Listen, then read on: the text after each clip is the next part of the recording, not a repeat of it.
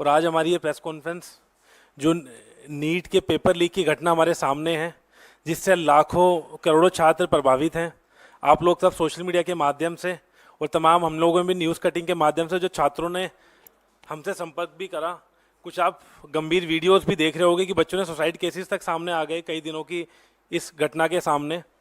और सरकार ने चुप्पी साधी हुई है इस घटना पर। और ख़ास तौर पर जो एनटीए है, एनटीए बार बार शक के घेरे में आती है कि जो भी एग्ज़ाम कंडक्ट कराती है या तो उसकी पेपर लीक की घटना सामने आ जाती है, या फिर किस तरीके से जो नीट के इस बार आंकड़े आप लोगों के सामने आए हैं कि जो स्कोर संभव नहीं था वो भी छात्रों का स्कोर आप लोगों के सामने आया है। तो इन सब चीज़ों को लेकर हमारी ये प्रेस कॉन्फ्रेंस है। तो मैं ये बोलना चाहूँगा कि बार बार एनटीए शक के घेरे में है, उसके बावजूद आप देखेंगे किस तरीके से शिक्षा का जो सरकार निजीकरण करती है, उसके आज आपके सामने ये उदाहरण नज़र आ रहे हैं कि उसी के कारण ये बार बार जो एग्ज़ाम्स कंडक्ट होते हैं उनमें धांधली पाई जाती है। और जब ये नीट का एग्ज़ाम हुआ था उस समय भी कुछ खबरें सामने आई थी कि सरकार ने गिरफ्तारियां भी करी हैं, बिहार में भी गिरफ्तारियां हुई थी कि पेपर लीक की घटना भी इसके सामने आ रही थी। सरकार चुप थी, एनटीए चुप थी, चेयरमैन का कोई बयान नहीं आया इसमें एनटीए का। और आज जब ये रिजल्ट आना था 10 दिन बाद, तो 10 दिन पहले ऐसी क्या जल्दबाजी थी कि 10 दिन पहले ये जो परिणाम थे उनको निकालने की जल्दबाजी थी। दूसरा, कभी भी अगर नीट का कोई रिजल्ट आता है तो एक दिन पहले छात्रों को या पेरेंट्स को मैसेज के माध्यम से या मीडिया के माध्यम से ये निकाला जाता है कि नीट का रिजल्ट आ रहा है।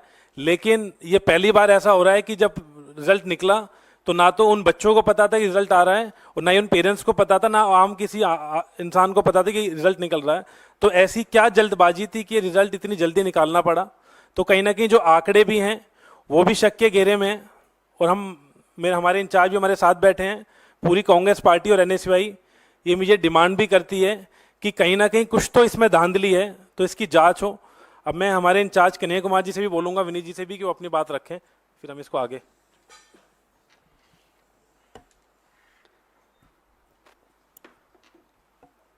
मीडिया के हमारे सभी साथियों, हमारे मीडिया विभाग के, कम्युनिकेशन विभाग के साथी विनीत जी और एनएसयूआई के राष्ट्रीय अध्यक्ष वरुण चौधरी जी, जैसा कि उन्होंने बताया आपको कि ये प्रेस वार्ता एक बहुत ही गंभीर विषय पर बुलाई गई है, जो अभी सामने आया है कि नीट के परीक्षा में एक बार फिर से धांधली हुई है।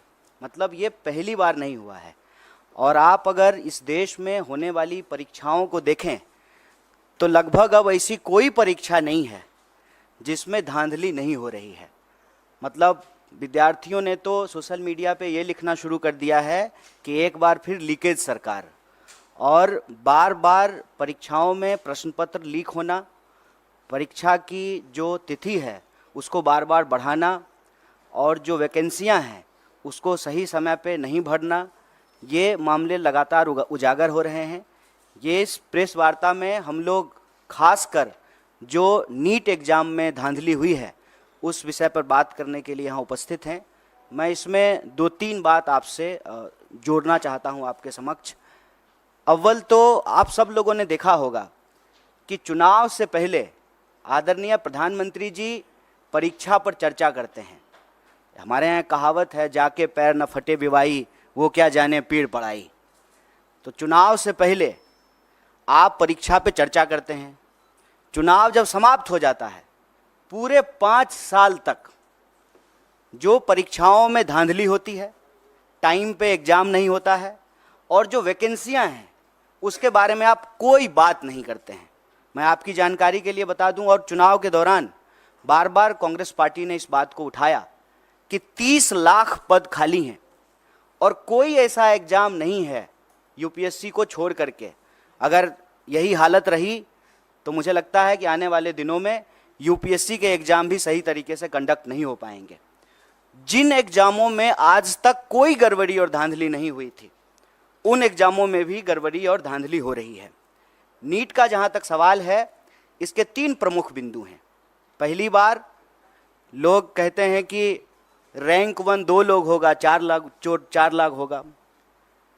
इस बार नीट के एग्ज़ाम में जब आप उसके रिजल्ट को देखेंगे, 67 लोग जो है वो जो है फर्स्ट रैंकर हैं और उसमें से 720 नंबर मिला है, मतलब 100% मार्क्स मिला है।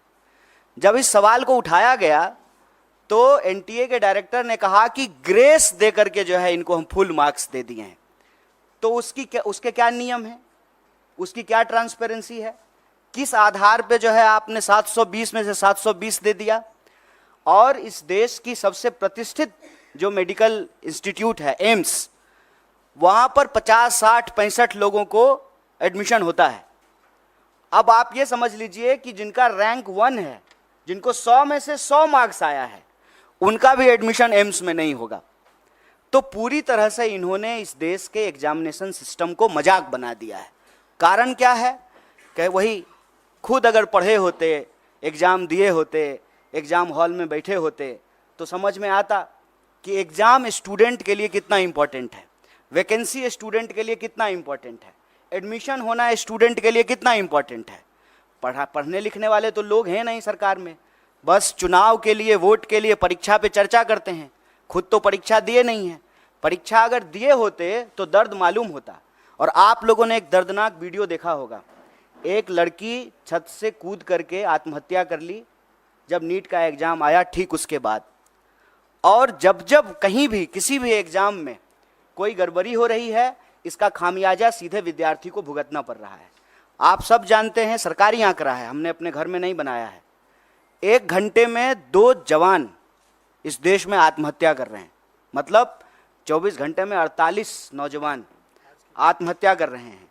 और लगातार ये जो परीक्षा का दबाव है उसमें 3 बिंदु बहुत महत्वपूर्ण हैं। एक, समय पे एग्ज़ाम का नहीं होना। दूसरा, अगर एग्ज़ाम हो तो उसमें व्यापक पैमाने पे धांधली होना और प्रश्न पत्र का लीक होना। और तीसरा, जब प्रश्न पत्र लीक होता है, स्टूडेंट की तरफ से हंगामा होता है, स्टूडेंट कोर्ट जाते हैं, तो फिर एग्जामिनेशन को कैंसिल कर देना। ये पूरा का पूरा एक साइकिल बना हुआ है।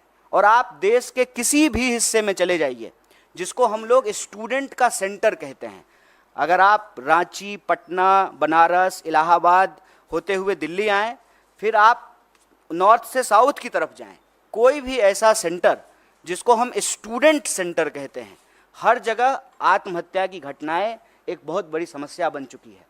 राजस्थान में हमारी सरकार ने इसको गंभीरता से लिया और काउंसलिंग करने के लिए, हेल्प प्रोवाइड करने के लिए हमारी सरकार ने योजना बनाई। और आप सब ने देखा होगा, इस बार के भी न्याय पत्र में हम भर्ती विधान लेकर के आए हैं। और भर्ती विधान में हम 3 बात प्रमुखता से कह रहे हैं। एक, सारी वैकेंसी भरी जाएगी, सारी वैकेंसी। बताइए, हर 5 साल में चुनाव हो जाता है, कोरोना के टाइम पर भी चुनाव हो गया, सब कुछ बंद रहा, देश में जनगणना नहीं हुआ, लेकिन चुनाव हुआ टाइम पे। तो जब 5 साल में प्रधानमंत्री बदल जाते हैं, 5 साल में जो है एमपी बदल जाते हैं, एमएलए बदल जाते हैं, मुख्यमंत्री बदल जाते हैं, सब कुछ टाइम पे होता है, तो एग्जामिनेशन क्यों नहीं टाइम पे हो सकता है? एग्जामिनेशन का ऑलरेडी एक कैलेंडर होता है, उस कैलेंडर के हिसाब से आप एग्जामिनेशन कंडक्ट कराइए। और दूसरा, बार बार जो प्रश्न पत्र लीक होते हैं, जो परीक्षा में धांधली होती है, उसमें हम एक नए करे कानून के प्रावधान की आवश्यकता महसूस करते हैं। और हमने भर्ती विधान में ये रखा कि जब हमारी सरकार आएगी तो हम प्रश्न पत्र लीक करने वाले लोगों पर कड़ी कार्रवाई करेंगे। क्योंकि ऐसा देखने को मिला है कि जो लोग शिक्षा माफिया हैं, उनका सरकार से सीधे साठगांठ है। वो नेताओं से मिले हुए हैं, नेताओं से मिल करके जो है वो पूरा का पूरा जो है बच्चों के भविष्य से खिलवाड़ करते हैं। तो उसके लिए कड़े कानून की आवश्यकता है। मैं आपके लिए एक बात और जानकारी साझा कर दूं कि तेलंगाना में एक बहुत बड़ा मुद्दा बना, और जब तेलंगाना में चुनाव हुए तो हमारी पार्टी ने ये कमिट किया कि हम एग्जामिनेशन कैलेंडर लाएंगे, हम जो है नए आयोग का गठन करेंगे, समय पे जो है एग्जाम कंडक्ट कराएंगे, और कोई भी गड़बड़ी करने वाले किसी भी नौकरशाही के ऊपर, किसी भी जो है कर्मचारी के ऊपर कड़ी कार्रवाई करेंगे। मुझे लगता है कि सरकार को ये कदम उठाना चाहिए। सिर्फ जो है बयानबाजी से, बतौलेबाजी से काम नहीं होगा। ये देश के भविष्य का सवाल है, ये बच्चों के भविष्य का सवाल है। और नेट को लेकर के, नीट को लेकर के, देश के अंदर होने वाले किसी भी एग्जाम को लेकर के कांग्रेस पार्टी ने, हमारे राष्ट्रीय अध्यक्ष ने कहा है कि सुप्रीम कोर्ट की निगरानी में इसकी एक उच्च स्तरीय जांच हो और अगर आवश्यकता पड़े, गड़बड़ियां इस लेवल पे अगर पाई जाए तो इसको एग्जामिनेशन को रिकंडक्ट कराया जाए। अगर जो लोग कंप्लेन लेकर के गए और कुछ लोगों का नंबर जो है 720 में से 720 कर दिया गया, तो बाकी लोग जो भी कंप्लेन कर रहे हैं उसकी भी सुनवाई होना चाहिए, उसका रिड्रेसल होना चाहिए। और इस देश के भीतर भाजपा को हम ये कहना चाहते हैं कि आप युवाओं के भविष्य से खिलवाड़ करना बंद कीजिए, परीक्षा पर चर्चा का नाटक बंद कीजिए, समय पर परीक्षा कराइए और परीक्षा में धांधली करने वाले लोगों के ऊपर कड़ी कार्रवाई कीजिए। और इस देश के भीतर जितने भी रिक्त पद हैं उनको इमीडिएटली जो है आपको भरना चाहिए। और यह जो आपकी ध्यान भटकाओ योजना है, मैं कहता हूं कि देश की संस्थाओं को सरकार से अच्छी चीजें सीखनी चाहिए। सरकार से देश की संस्थाओं को गलत चीजें सीखने की जरूरत नहीं है। जैसे सरकार का काम है डाइवर्ट करना, उसी तरह से संस्थाएं भी जो है ध्यान भटकाओ योजना में संलिप्त हो गई है। एक सीधा सा प्रश्न है कि जब परिणाम आना था 14 तारीख को, तो आप 4 तारीख को परिणाम क्यों लेकर के आए हैं? कि पूरा देश जो है वो इलेक्शन रिजल्ट में बिजी रहेगा तो बच्चों की कौन सुनेगा? माँ बाप भी जो है टीवी पे बैठ करके इलेक्शन रिजल्ट देख रहे होंगे, तो जो रिजल्ट में गड़बड़ी हुई है उसके बारे में कौन सुनेगा? वो माँ बाप को जाकर के बताएंगे कि हमने अच्छा एग्जाम दिया है, हमने सारे पेपर जो है अटेम्प्ट किए हैं, तो माँ बाप भी कहेंगे कि नहीं, इसमें तुम्हारी गलती है। लेकिन जब आप इस पूरे प्रोसेस को देखेंगे, विद्यार्थी की कहीं से भी गलती नहीं है, क्योंकि ट्रांसपेरेंट तरीके से एग्जाम नहीं कराया गया है। और साफ साफ एनटीए ने साफ साफ जो है इस बात से डिनाई कर दिया कि जो है पेपर लीक हुए हैं। जबकि पटना का एक कॉन्क्रीट एग्जाम्पल है कि कुछ सेंटर पर प्रश्न पत्र की लीक की शिकायत आई और पटना पुलिस ने लोगों को गिरफ्तार किया on record. Patna police paper leak करने के मामले में कुछ लोगों को गिरफ्तार कर रही है और एजेंसी कह रही है कि कोई प्रश्न पत्र लीक नहीं हुआ है। और मजेदार बात यह है कि 67 लोग वो रैंक 1 है। और उससे भी एक मजेदार बात जान लीजिए, एक ही लाइन में 12 लोग जो बैठे हुए हैं वो सबको रैंक 1 आया है। मैं समझ रहे हैं कि इनको भी रैंक 1, हमको भी रैंक 1, इनको भी रैंक 1। दुनिया की सारी काबिलियत लेकर के हम ही तीनों बैठे हुए हैं, बाकी और जो है स्टूडेंट के पास कोई टैलेंट नहीं है। एक ही सेंटर पर एक ही रो में बैठे हुए 12 लोग टॉप कर गए हैं। और 100 में 100। हम किसी की योग्यता पे सवाल नहीं उठा रहे हैं, लेकिन जो एनटीए है उसकी योग्यता पे जरूर सवाल उठा रहे हैं, सरकार की मंशा पे सवाल उठा रहे हैं और सीधा सीधा ये मांग कर रहे हैं कि आप देश के बच्चों के भविष्य से खेलना बंद कीजिए, युवाओं के भविष्य से खेलना बंद कीजिए, समय पर एग्जाम कराइए, धांधली को रोकने के लिए, पेपर लीक को रोकने के लिए कड़ा कानून बनाइए। और अभी जो नीट का मामला है उसकी जो है पुनर्समीक्षा कीजिए, जो लोग भी कंप्लेन कर रहे हैं उसका रिड्रेसल कीजिए। और सुप्रीम कोर्ट ने, हमारे अध्यक्ष जी ने डिमांड किया है, सुप्रीम कोर्ट की निगरानी में इसकी जांच कराइए और जांच में ये गड़बड़ी, ये आरोप सही पाए जाते हैं तो आप एग्जाम को रिकंडक्ट कराइए। और ये चालाकी करना बंद कीजिए कि जिस दिन जो है लोकसभा इलेक्शन का रिजल्ट आ रहा है उसी दिन नीट का रिजल्ट निकाल देते हैं। और यह जो धांधली की गई है, गड़बड़ी की गई है, बच्चों के भविष्य के साथ जो खिलवाड़ किया है, ये चालाकी नहीं चलेगी। परीक्षा पर चर्चा का राजनीतिक और इलेक्टोरल पॉलिटिकल स्टंट हम लोग देख चुके हैं। ये बात जो है विद्यार्थियों को वोट बैंक में समझने का, समेटने का नहीं है। यह बात है कि बच्चे इस देश के भविष्य हैं और उनका जीवन मरण जुड़ा हुआ है इस बात से। लोगों की रूह कांप जानी चाहिए कि एग्जाम के रिजल्ट के बाद जिस पैमाने पे जो है लोग आत्महत्या कर रहे हैं, आप देखिए, वो लाइव वीडियो है, सीसीटीवी कैमरा का रिकॉर्डिंग है कि रिजल्ट आया है और लड़की जाकर के जो है जान दे दी है। और हम इस देश के विद्यार्थियों से आप सबके माध्यम से कहना चाहते हैं, हमारी पार्टी कंसर्न है। आपने देश भर से मैसेज किया है, ईमेल किया है, फ़ोन कॉल किए हैं और हमारे लिए सरकार बनेगी, बन जाएगी, शपथ ग्रहण हो जाएगा, लेकिन यह मुद्दा हमारे लिए बहुत महत्वपूर्ण है। इसीलिए ज्यों ही इसकी जानकारी हम लोगों को मिली, हमारा जो स्टूडेंट विंग है एनएसयूआई, उसके अध्यक्ष और हमारी पार्टी के राष्ट्रीय अध्यक्ष ने इस मामले को उठाया है और इसी गंभीरता को आगे बढ़ाते हुए हम लोगों ने यह प्रेस कॉन्फ्रेंस किया है। और हम उम्मीद करते हैं आप तमाम मीडिया के साथियों से कि आपके घर के भी बच्चे अलग अलग एग्ज़ाम की तैयारी करते हैं, आपके भी बच्चे हैं, हमारे घर के भी बच्चे हैं, और ये हमारे परिवार का और हमारे जो है देश के भविष्य का सवाल है। इस बात को जो है आप लोग भी इसी गंभीरता से उठाएंगे, सरकार से सवाल पूछेंगे और हमारी बात को जो है सरकार तक पहुंचाएंगे। बहुत बहुत धन्यवाद। नहीं, कोई सवाल है तो आप उनका स्वागत है। नीट के इशू पे जो भी सवाल हैं आपका, उनका स्वागत है।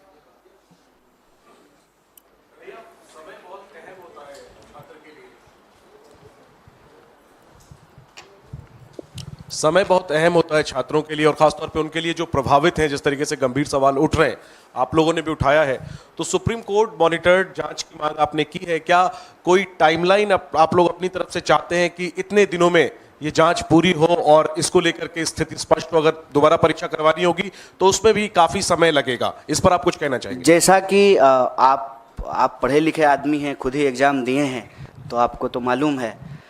तो अब सब लोग यहाँ पढ़े लिखे लोग हैं, एग्ज़ाम देते रहे हैं। ये जो वक्त है, ये एग्ज़ाम का रिजल्ट आने का वक्त है और जुलाई से लगभग देश में हर कोर्स का नया सेशन शुरू हो जाता है। हम खुद पढ़े लिखे हैं तो हमको अनुभव है। हमको लगता है कि इसको जल्द से जल्द करना पड़ेगा, क्योंकि अगर इसको जल्द से जल्द नहीं करेंगे तो फिर सेशन लैप्स कर जाएगा। और ख़ास करके हम बिहार से पढ़ के आए हैं, तो हमारे यहाँ ग्रेजुएशन जो है 3 साल का 5 साल में होता है। इसी चक्कर में कि सेशन जो है मान लीजिए 7-10 का है, जुलाई से पहले रिजल्ट नहीं आया तो 10 से 12 का जो एमए का सेशन है उसमें एडमिशन नहीं हो पाएगा। तो समय बहुत महत्वपूर्ण है। इसीलिए इस बात की गंभीरता को समझते हुए इमीडिएटली हम लोग इस सवाल को उठाए हैं और सिरे से आउटराइटली री एग्ज़ाम की बात नहीं कर रहे हैं। हम भी उस वक्त की नज़ाकत को समझते हुए ही यह बात कह रहे हैं, लेकिन जो लोगों की शिकायत है उसको इमीडिएटली जो है उसको एड्रेस किया जाए। और सुप्रीम कोर्ट अगर चाह लेगी तो बताइए, रात को 12 बजे जो है कोर्ट खोल करके लोगों को बेल दिया जा सकता है, तो क्या इस देश के बच्चों के भविष्य के लिए जो है तुरंत जांच नहीं हो सकती है? इसके लिए तो बस इच्छा शक्ति की ज़रूरत है और प्रायोरिटी की ज़रूरत है। अब प्रायोरिटी डेमोक्रेसी की अगर सिर्फ यही है कि जो है कौन किधर आया, कौन किधर गया, कौन किसको समर्थन दिया, कौन किसको समर्थन नहीं दिया, अगर यही शोरगुल चलता रहेगा, और मैं इसीलिए टाइमिंग पे सवाल उठा रहा हूँ कि जानबूझ करके 14 का रिजल्ट 4 को निकाला गया है। पता है कि 4 को जो है देश में इतना बड़ा चुनाव हुआ है, पूरा देश जो है उस डिस्कशन में बिजी हो जाएगा। 4 तो छोड़िए, देश तो 1 तारीख से ही बिजी हो गया था। एग्जिट पोल पे ही जो है डांस ऑफ डेमोक्रेसी हो रहा था। तो अभी भी जो है वही चल रहा है, तो हेडलाइन में इसको जो है प्राथमिकता मिलेगी नहीं।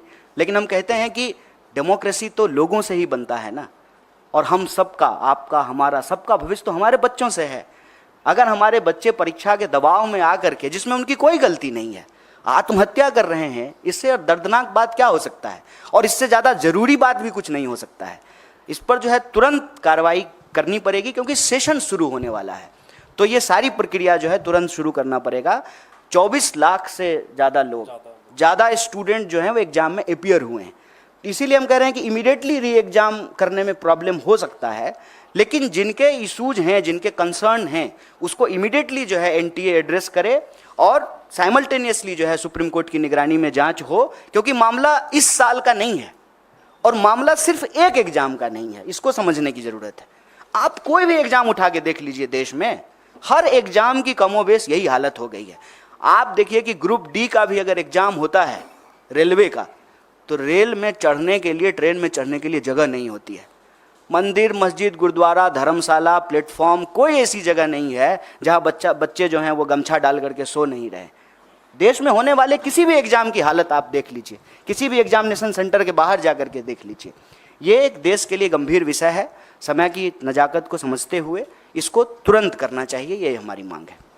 सर, मेरा एक सवाल है कि आप लोगों ने प्रॉमिस किया था अपने मैनिफेस्टो में कि आप लोग इसके अगेंस्ट जो है स्ट्रिक्ट एक्शन लेंगे, लॉ भी बनाया जाएगा, लेकिन क्योंकि अब इंडिया ब्लॉक की सरकार नहीं आएगी है, तो क्या आप लोग किस तरीके से एनडीए पर इस बात का दबाव डालेंगे? क्या आप सड़कों पर जाएंगे या फिर कोर्ट में आप लोगों की तरफ से भी इसकी कोई अपील की जाएगी? देखिए, एक अव्वल तो ये जान लीजिए कि विद्यार्थी इस देश के किसी राजनीतिक पार्टी या राजनीतिक दल के मोहताज नहीं हैं। और मैं आपको पीछे हुए 4-5 आंदोलनों का एक उदाहरण दे सकता हूँ। कोई लीड नहीं कर रहा था, चाहे एसएससी का मामला हो, अग्निपथ का मामला हो, किसी भी एग्ज़ाम में जो गड़बड़ी हुई है या गलत नीति सरकार लेकर के आई है, उसको कोई पॉलिटिकल पार्टी लीड नहीं कर रही थी। साइमल्टेनियसली जो है, क्योंकि जिसका जीवन उससे जुड़ा हुआ है, जिसका पूरा का पूरा भविष्य उससे जुड़ा हुआ है, उसके पास सड़क पर निकलने के अलावा कोई रास्ता नहीं बचता है। तो पॉलिटिकल पार्टी के मोहताज नहीं है। लेकिन उन विद्यार्थियों को हम ये कहना चाहते हैं कि इस देश की जिम्मेदार विपक्ष होने के नाते, इस देश की सबसे बड़ी विपक्षी पार्टी होने के नाते, इस देश का one of the biggest student organisation के बिहाफ पर हम आपको कह रहे हैं कि स्टूडेंट को हम साथ देंगे। और हमारे लिए एक गंभीर विषय है, चुनाव पर चर्चा करने की बजाय, सरकार बनेगी कि नहीं बनेगी इसकी चर्चा करने की बजाय, अगर हम नीट के सवाल को प्राथमिकता दे रहे हैं तो आप हमारा कंसर्न समझ सकते हैं। हमारी सरकार नहीं बनी है, ठीक बात है। हमारी सरकार अगर बनी होती तो ये प्रेस कॉन्फ्रेंस करने की ज़रूरत ही नहीं पड़ती। हम प्रेस कॉन्फ्रेंस तो इसीलिए किए हैं ना कि आप लोगों के माध्यम से हमारी बात सरकार तक पहुँचे और हम इस देश के विद्यार्थियों के बिहाफ पर जो उनके डिमांड हैं वो सरकार तक पहुंचाने की जोरदार तरीके से कोशिश कर रहे हैं। सर मेरा सवाल ये है, प्रदर्शन के मामले में आपको मैं बता दूं, ऑलरेडी कई जगह पे प्रोटेस्ट हो रहे हैं। हमारा जो है, हमने जो कंसर्न स्टूडेंट्स हैं उनसे बात की, उसमें से कुछ लोग ऑलरेडी कोर्ट मूव कर गए हैं।